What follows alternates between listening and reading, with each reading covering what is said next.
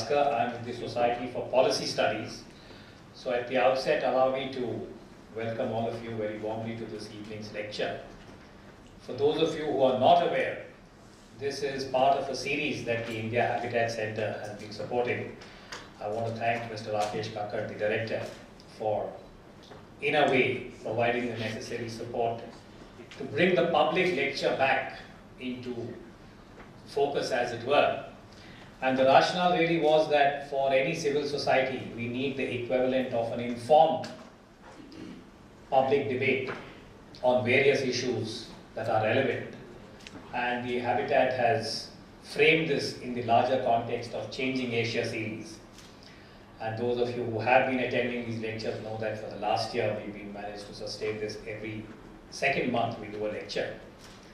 And again, Rakesh, thank you very much. And the Society for Policy Studies is very happy to partner the Habitat in this effort.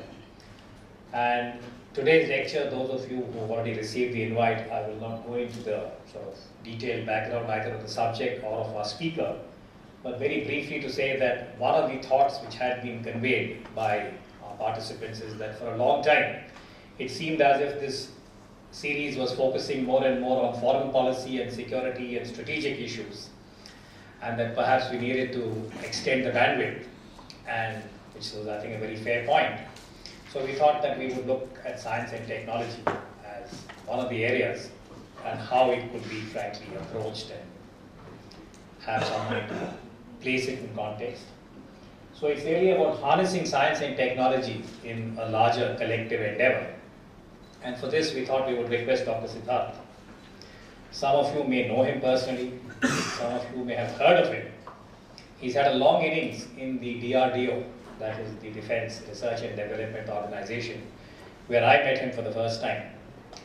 And he's very qualified. He has a PhD from the Imperial College. And he was an emeritus scientist in DRDO for many years. So when you hear Dr. Siddharth's name, there is an axiomatic kind of connection saying that will he be speaking about what is often referred to in the jargon as the Trimurti. The Trimurti stands for our foreign friends here, foreign those who don't understand Hindustani. It is the triumvirate, three as in three. Trimurti aya, three. And this is about India's endeavor in nuclear weapons, missiles and space.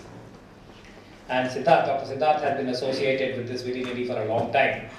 But today, surprise, surprise, he is not going to be speaking about it. Those of you who thought that he might address this, I thought I should put that on the table.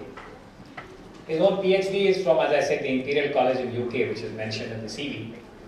What is not mentioned in the CV is that you have a name which says V. Siddharth, PhD, and along with that is TM. Now the TM has not been put on his CV, it stands for troublemaker. Over the years that I have known him, but he is the equivalent of a positive troublemaker. Meaning that, as I said, one of these days when you have a long chat with him, he would sort of give us some vignettes about the early days when Mrs. Indira Gandhi was Prime Minister.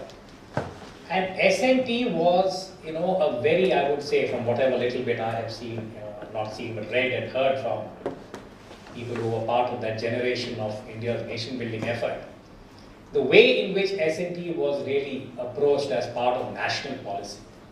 We've had successes, we've had setbacks. And Dr. Siddharth has been, as I said, over the years, an observer from a fairly as a junior officer in Professor Dhawan's time, would that be right? To where we are now.